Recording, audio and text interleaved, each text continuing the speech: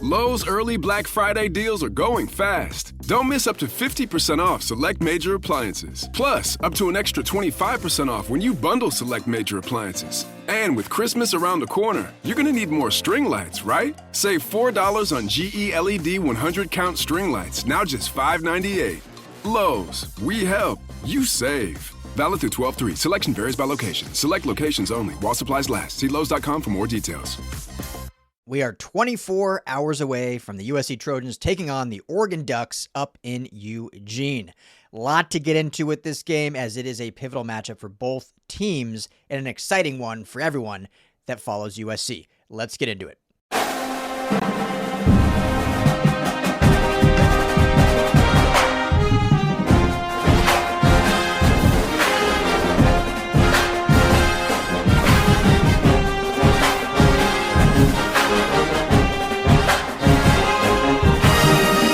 Trojan family, what's up? Welcome to the USC LAFB show here on the LAFB network. I'm your host, Ryan Dybert. Thank you, as always, for making this a part of your day. It's been a fun Oregon week. A lot of anticipation for this game nationally, not just among these two fan bases. Wanted to finally give my preview, as I mentioned. Tim and the Madman really got into this game on the call-in show on Wednesday. It was a great call-in show, so if you haven't checked that out, check that out. It's up here on the USC LAFB YouTube channel. But I'm going to dive into this game a little bit more in the kind of statistics, kind of the coverages, the schemes, and how this matches up for USC.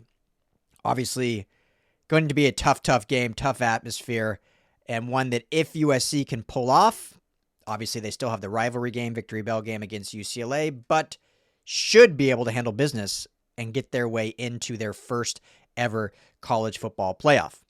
If not, drop to 3 losses, look to hopefully finish the season 9-3, which we'll talk about that if that were to happen. I still think that is a successful season in my estimation, but right now we're focused solely on winning this game tomorrow. So hope everyone is traveling up to Eugene that's going.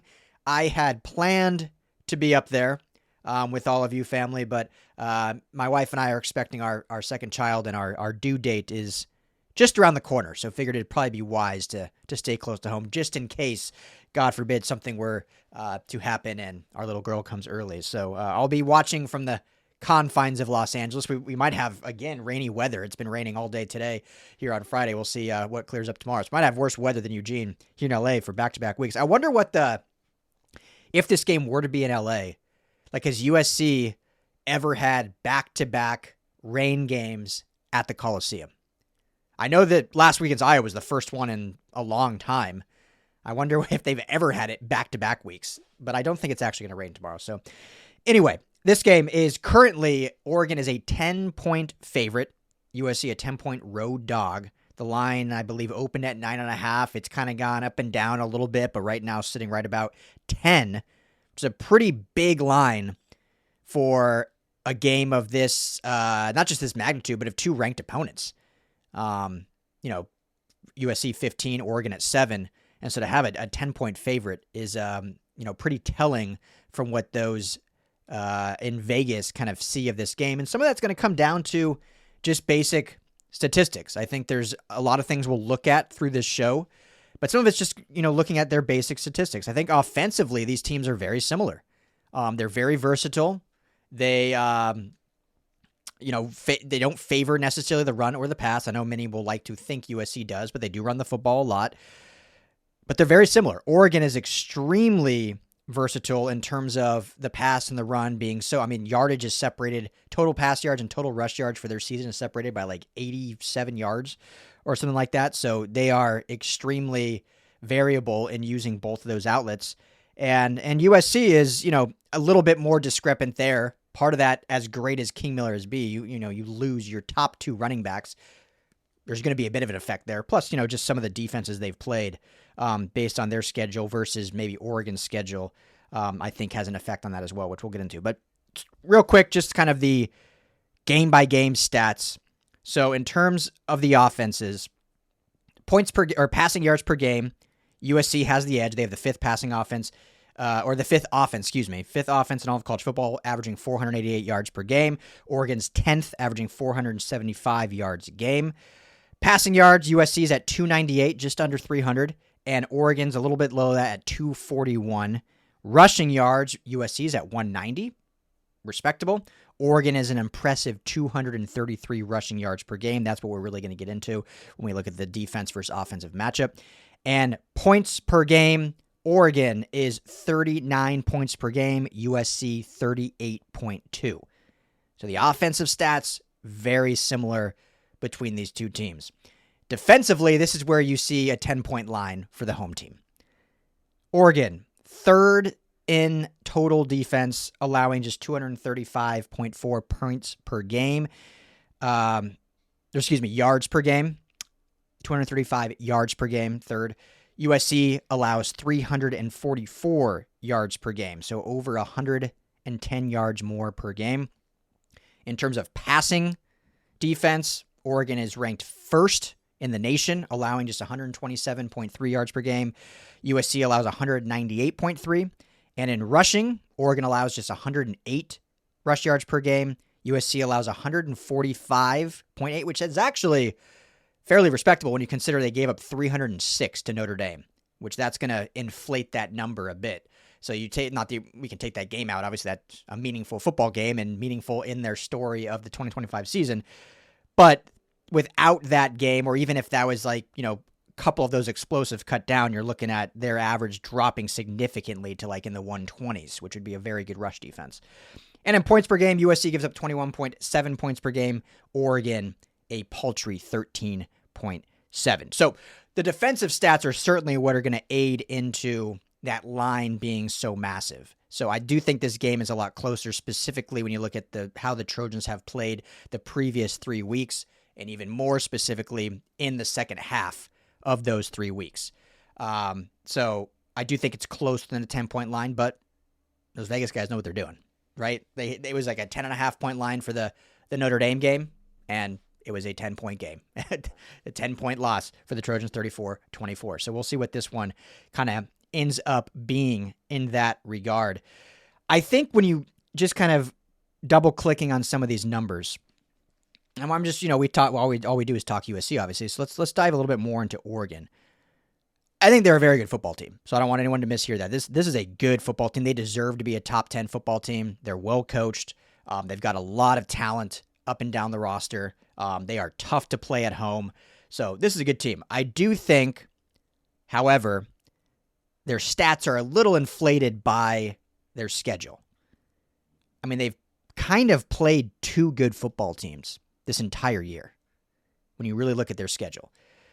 I'll just go through it rather quickly. Open the season at home against Montana State, 59-13. There's your opening cupcake. USC had the same. They played Missouri State. Oklahoma State, we know what a dumpster fire they were, obviously firing their legendary head coach, Mike Gundy. They won that one 69-3 at home. Then they go to Northwestern, the lakefront 12,000-person stadium. They end up winning 34-14. There was a bit of a dogfight there early. I remember seeing that game early on, and it was a close one-score game for quite some time. They pulled away in the end, get 34-14. They go home for the Civil War game against Oregon State. We know Oregon State has not been good this year. Huge drop-off since Jonathan Smith left. They actually fired their head coach recently. They won that game 41-7. Then they go at Penn State, which seemed like their signature win of the season. Obviously, cupcakes through the first 4 weeks. They win in double overtime at Penn State, 30-24. I'm not going to take away anything from that game. Happy Valley, regardless, is a really hard place to play. They still had, James Franklin was the coach at the time. They still had Drew Aller. He was not hurt. He was playing at the time. I still think it's a valuable win, but I don't think it's now considered a much lesser win than it was, 3, 4, 5 weeks ago. And they had to go to double overtime to do it. So, credible win. I'm not putting it as a resume builder in that regard. Then they come home against Indiana. They lose 30-20. That's their one loss on the season at home against, we know Indiana's a really good football team. So, quality loss. I would liken that to the USC Notre Dame loss. The only difference is Oregon was at home. USC was at Notre Dame. Then they go to Rutgers. Rutgers, scrappy team, but I don't think anyone's calling them a great team. They've got a decent passing game, which I think this is where a lot of Oregon's statistics are kind of built upon. They win that game 56-10. Come home against Wisconsin, not a good football team, 21-7. Then they go to Iowa. They escape with the win 18-16. We know Iowa well. We just played them, gutty, gritty team. So I think that's a quality win at Iowa. And then they play a Friday night game against Minnesota, win 42-13. If you've watched Minnesota at all this year, you know they are your classic, completely different team at home and on the road, which is how USC has been up until these last kind of 4 or 5 weeks. But Minnesota is a good home team, not a good road team. And so they got their doors blown off in Eugene. So you really look it over. And again, I'm not saying they're not a good team, but based on their resume, they've played 2 good football teams this year. Indiana at home and at Iowa. That's kind of it. So I don't think these statistics tell the entire story, at least defensively. Do I think they have a really good defense? Yes. Do I think they have the number 3 defense? That's debatable. Do I think they have the number 1 pass defense? That's maybe debatable based on who they've played. What's interesting about their defense, and maybe we'll jump into first kind of USC's offense against Oregon's defense, is they're very multiple. They do a lot of different things, a lot of good things well with Dan Lanning and his staff. A lot of different zone coverages, a lot of different man coverages, a lot of different stunts, a lot of different disguises. I mean, it's a really complex, good defense that can throw a lot at you. And they game plan differently based on the offense they're playing. I would presume that they will play a lot more heavy man in this game against USC. Now, why I say that, and I'd love to get your guys' opinion in the comments, even Oregon fans, if you're tuning in, thanks. Happy to be here. Fight on. This season, the games that this offense has struggled the most, outside of like having to deal with weather, which some of them they had weather too, were against Notre Dame and Nebraska on the road, facing heavy man coverage. Notre Dame plays a lot of man coverage. Nebraska played a majority of man coverage. They threw in some different disguises and zone coverages in there as well, but heavy man. And one of the staples of this USC offense, as I've talked about a lot, obviously they love to get Mekhi Lemon in space. They love the seam route, getting Jacoby Lane over the top and just even giving him just jump ball opportunities. They do a lot of different things. This is not an air raid. I've said that many times. There are concepts from the air raid, but it's not an air raid offense.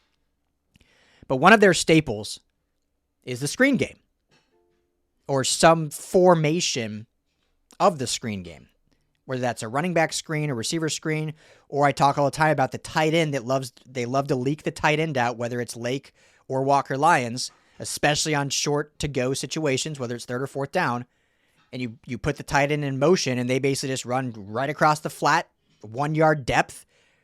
Maeva runs with him. He can either run the ball or toss it to him, and it's against zone many times. It's a guaranteed first down, guaranteed 5 to 10 yards. Against Notre Dame, that play was useless. They could not run it because Notre Dame played man, had someone following those tight ends, following the running backs out of the backfield. Now, zone, you can still, depending what kind of zone you're playing, if you're playing more of a close front zone or whatever, not playing true quarters or true, cover 4 or whatever, cover 3, where you have guys more deep, you can certainly have those zones covered for the flats. But man gives you a much better ability if you have the athletes to do it, which Oregon, Notre Dame, Nebraska, they do, to watch those leaking players out of the backfield behind the line of scrimmage and render those play calls rather useless, rather moot. So I expect Oregon to play a lot more man for that scenario. It also allows them to do different kind of blitz stunts and whatnot, which we know Maeva, as great as he's been this year, and I think he's just going to get better and better. He is a very rhythm quarterback right now. And he can make plays when that rhythm gets thrown off, but he can also get really flustered and force things, as we saw against Nebraska. as we saw against Notre Dame with a bad interception. Nebraska, only 9 completions, was never able to get in that rhythm, as they were just, that defense was throwing different things and playing primarily in man, really locking down USC's receiving core. So I expect Oregon to run more man. Doesn't mean they won't run any zone. Like I said, they're very multiple, do a lot of different things really, really well. How USC can really dictate what they want to do on offense, and this is such a simple point, everyone says it all the time, no matter what team you're talking about, is establishing the run. Obviously, a very good rush defense in Oregon, only giving up 108 yards per game. But with this counterplay that the USC offense has been so good at this year, with pulling guards, with their athleticism, whether it's Alani Noah, Kalon Miller, Tobias Raymond, whoever's in that spot, they've been so successful, and King Miller has been so good at sniffing out little creases within this kind of zone running scheme that he's able to get positive yardage almost every time, and it seems like almost every drive get that 10, 12, 14-yard gain, and you hope one time a game he can bust one, which he has more often than not. So if they're able to establish that zone run, and, then that might force Oregon to play more zone, because when you play man, you are a little bit more susceptible against the run. Now, other coaches will have different philosophies. I'm not going to sit here and pretend like I'm a football coach, but when USC runs, whether it's 11 personnel, sometimes they have no tight ends. They split out 5 wide. The more receiving threats you have against man, those guys aren't looking anywhere but their man. So you're able to basically get those guys out of the equation. And so when you run the football, then there's less options for the defense to come and stop the run. In zone, they're watching their specific zones. So they may not leak out with the receiver. They're staying home in their zone, and they're a little more dominant against the run. So if USC is able to dominate the run early, that could force Oregon to go against or transition to more zone defense, which then I think USC's passing offense has been much better against zone defenses. Mekhi Lemon, Jacoby Lane, Tanuk Hines, and Jade Mayava have done a tremendous job of anticipating the soft zone pre-snap and able to decipher those and get their guys open and just make plays. So that to me is kind of the game plan, is establish your run game early, which could then force Oregon to run more zone, which then allows your passing game to maybe have a bit more success, not necessarily over the top, depending if they're playing, deep quarters or cover 2 or whatever, but at least hit those soft zone spots and move the football. And especially when Mekhi Lemon gets the ball in his hands, we know his yak is incredible. So that's what I would look for to see there as USC's offense against Oregon's defense. Now, so that'll be a fun chess match. Hey, what's going on, LAFB family? Before we get to the show, got to tell you about my friends over at Sleeper, the number 1 sports app right now, and not just for season-long fantasy. They have daily game updates. They have a live chat that you can chat with other users. Plus, my favorite part is the daily fantasy feature, which is similar to a pick'em. You just choose 2 or more players across any sport. Choose more or less in whatever sport that may be. So if it's football, more or less touchdowns. For Jaden Mayava, if it's Mekhi Lemon, more or less receptions. If you're looking at the Dodgers, more or less home runs for Shohei Ohtani. Really easy, and you can win real money. Right now, when you go and make your first deposit, make sure you use our promo code. You see it right there on the screen, USCLAFB. That's going to give you a matched deposit bonus up to $100. You put in $100 to play with, you're going to get $100 free on top of that. You can put in 10, you get 10 free. Also, right now, our friends are offering a $20 free entry for any new signups. So if you go sign up today, you'll get both those offers. You get $20 right off the bat free to play with. Plus, use that promo code USCLAFB at sign up and you'll get that match bonus as well. Go to the App Store, Google Play, download the Sleeper app today, and tell them that the USC LAFB sent you. Now, let's get on to the show. Now, the pure just, a bit of a chess match, but more of just who wants it more is how we look at USC's defense versus Oregon's offense. I said this earlier in the week. If USC can go into the locker room within 2 scores, I like their chances. Because we know, at this point, everyone just needs to accept it. This is not, right now, this is not a first-half football team. Yell at the clouds, throw things, call for firings, whatever you want to do. But until proven otherwise, this team just does not come out in the first half and dominate. So as long as they can control the bleeding in the first half, then I like their chances in the second half. If they go into the half and it's 21-0 or 28-10, don't like their odds of coming back to that. But if they can go in similar to last week, 21-10, 17-7, 14-0, whatever it may be, if they can keep it within 2 scores, then I like the adjustments this team has proven to make time and time again at halftime and come out in that second half. So offensively, Dante Moore, I think, is one of the top quarterbacks in the Big Ten, one of the top quarterbacks in the country. For those that don't know his past, his history, he was in that pristine 2023 recruiting class of quarterbacks. Arch Manning, number 1 quarterback. Dante Moore was the 2nd-rated quarterback out of the state of Michigan. He actually committed to UCLA. He was committed to Oregon. Kenny Dillingham was the offensive coordinator for Oregon. He takes the job at Arizona State. UCLA basically takes their entire NIL fund, throws it at Dante Moore. He flips his commitment to UCLA, plays 1 season, and then goes back to Oregon the next year with all his NIL money. That really hamstrung UCLA. It was a really bad decision. That's a different conversation. The 3rd-ranked quarterback in that class, ironically, Nico Iamaleava, who is now at UCLA. So crazy. UCLA has not been good these last kind of 2 to 3 seasons, and they've had the 2 on their roster at one point, the 2 of the 3 best quarterbacks in the 23 class. Jackson Arnold was ranked 4. He went to Oklahoma. Now he's at Auburn. And we all know Malachi Nelson was the USC commit, went to Boise State, now at UTEP. So Arch Manning, the only QB from that class on his original team. But Dante Moore, so has a really rough kind of freshman season, really up and down. You saw some flashes at UCLA for any of you that watched any of those UCLA games. I don't believe he played against USC. He took over the starting job, but then I think Chase Garbers took it back against USC. They beat USC that year. And then that was the year they had, fired Alex Grinch prior to that game. And then Dante Moore plays the next week against Cal and just looks absolutely miserable. It was one of the worst quarterback games I've seen, respectfully. And then he ends up hitting the portal and going back to Oregon after that. Sits all of last year and now has taken over the starter as a true, junior and has really played well. He shows you that 5-star talent that he had coming out of high school.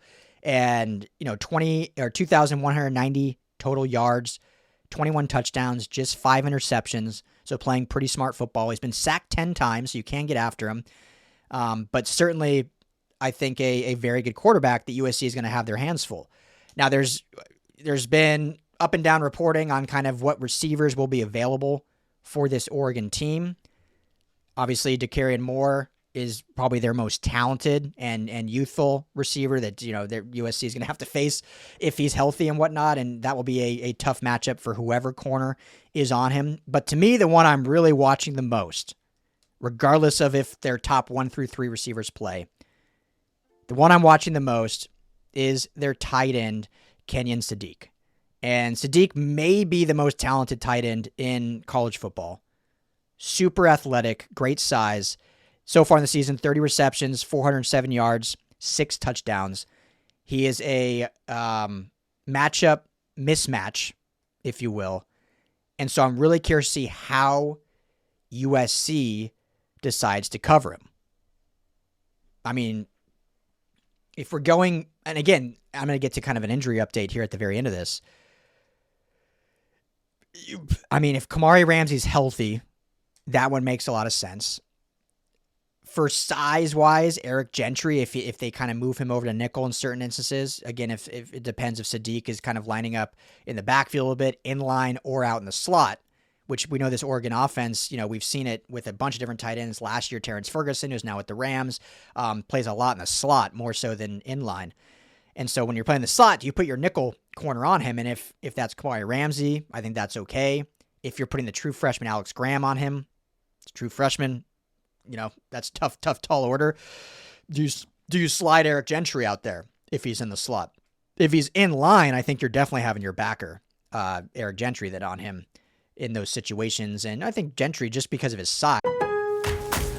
It's never too early for Lowe's Black Friday deals. Snag some of our biggest savings of the season right now, like 25% off select pre-lit artificial Christmas trees. And get yourself free select DeWalt, Cobalt, or Craftsman tools when you buy a select battery or combo kit before the Black Friday rush. Because everyone loves free stuff, right? Lowe's, we help, you save. Valid through 12/3 while supplies last. Selection varies by location. This is the story of the one.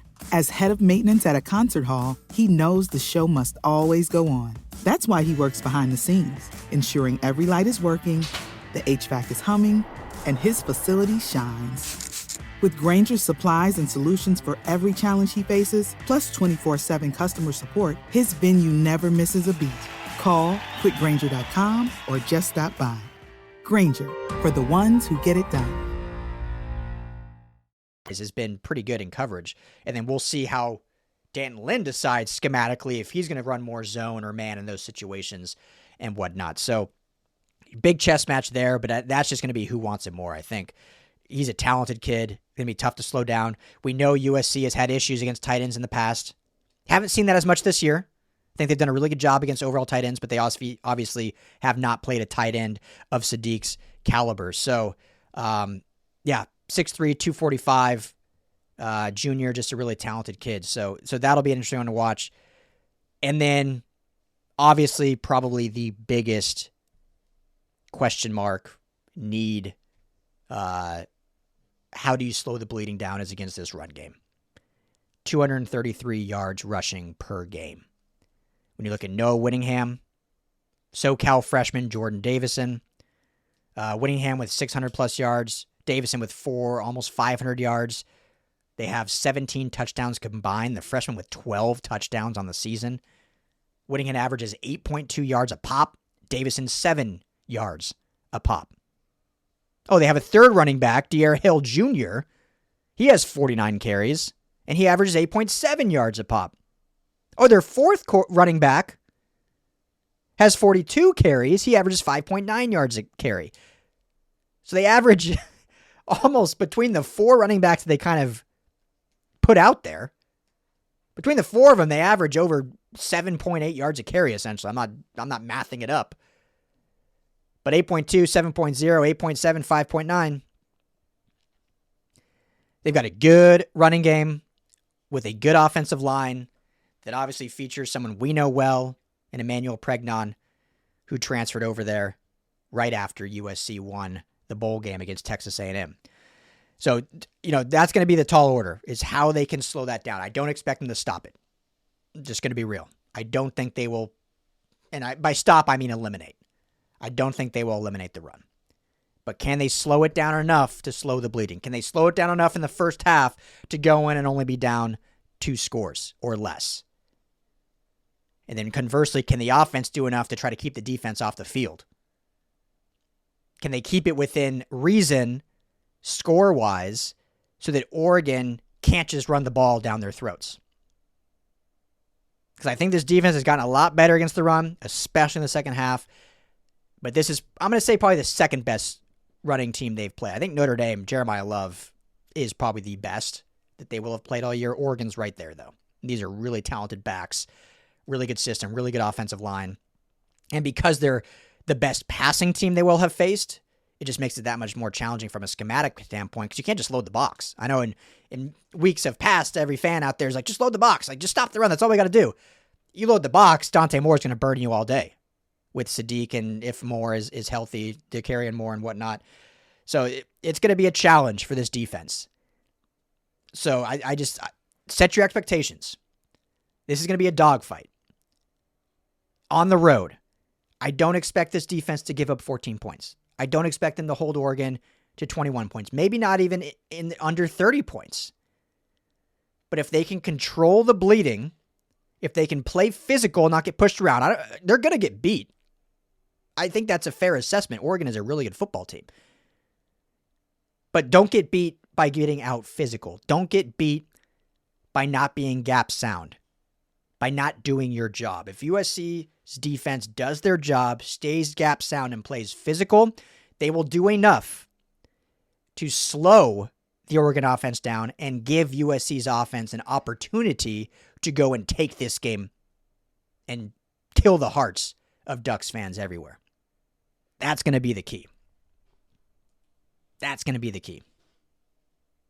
Can you do your job enough to slow Oregon down and then give your offense that kind of momentum to go and seize it? I've always said with USC, and really any team, win every game at home, win every game you're favored in, and you got to steal one that you're an underdog in. Now, if you're Ohio State, you're never going to be an underdog, so you should win every game. USC, will be the second and only game this season they're an underdog. They lost their first underdog game to Notre Dame. This is one they got to go steal. Go steal. Go be a thief up in Eugene. So, should be a fantastic game. Quick little injury update. Again, none of this is like from the coach's mouth. Just more, just so you know, leading up to this game. Offensively, Wayman Jordan will not play. Coach Riley did tell us that. He is practicing. He is getting close, but will not play in this one. So King Miller, Brian Jackson, probably Harry Dalton will be your three backs in this one. Mostly just King Miller with a sprinkle of Jackson, especially at the goal line like we saw last week. Elijah Page practiced this week, had the knee braces on Wednesday. I do expect him to give it a go, which would be huge if he can play. Again, I've said before with guys on the line, like, how much do you want to put him in there? Because if you're forced to then go out and shuffle everything, does that actually hurt you? Instead of just starting the game with a congruent starting five, that you stick with that complexity throughout the game. So we'll see what warm-ups are like. We'll see when the final availability report from the Big Ten comes out. But I do expect Elijah Page to give it a go, which would then slide Tobias Raymond back to left guard. Killian O'Connor, who's healthy, starting center. Alani Noah, right guard. Justin Tawanunu at right tackle. I always say his name wrong, so I apologize. On defense, Kamari Ramsey practiced. I think that's a very positive sign that he could be available. We will see. Don't know a whole lot. We will see. He did practice, though, so I expect him to be questionable on the report tomorrow, and he'll probably give it a go in warm-up, see how he's feeling. Tried, I think, to come in last week, which is a good sign. He was on the bike almost the whole game, so it seems like hopefully it was more of a nagging stinger kind of thing. So hopefully, that is huge if he is able to go. Bishop Fitzgerald do not expect to go. Seems like his injury was much more serious, unfortunately. Haven't heard anything out for season. Usually Coach Riley will tell us if a guy's out for the year. Everything else he keeps close to the vest, but he's usually, each week he's come out and said, like with John Jarrett, he told us right away. With Eli Sanders, like these guys, usually if they're out for the year, he would say, yeah, this is done for the year. So those are kind of the big three injuries, obviously. Page, Kamari Ramsey, Bishop Fitzgerald. It's a depleted unit. It's a banged up USC team. They're essentially, if Kamari Ramsey is unable to go, they will be playing with one starter in their secondary who is expected to start in the preseason. So that's big. Not an excuse. Got to have, they're building depth, but there's a lot of youth. I did a video just a few days ago, or I think it was actually yesterday, about USC's defense, their youth, their inexperience in correlation to 6 of the other top defenses in the country. So check that out. It is not even close how young and inexperienced this defense is compared to even Oregon, but Iowa, Ohio State, go down the list, Notre Dame, all of them. This USC defense is young, they're inexperienced, but they're talented and they're developing, and this is their biggest test yet up in Eugene. So there we go. Let me know what you guys think in the comments. Give me your score predictions. Does USC pull off the massive upset, move to 10-2, and give themselves a chance, or 9-2, give themselves a chance to get into the college football playoff for a massive victory bell game next week? If you have not already, please hit that like and subscribe button. It means the world to me. Plus, it helps us keep growing this channel. If you want to help support us monetarily, that would mean the world. You can become a member right here on the channel. You get discounts on some of our merch, or you can just buy some of our merch. Just link below. Some USC merch. Rep it. Hate us because you ain't us. Got some cool stuff down there. Plus, I got more coming before Christmas. And make sure to check out LAFBnetwork.com. Join our message board. It's completely free. Drop intel and content there daily. Thank you, family. And as always, fight on.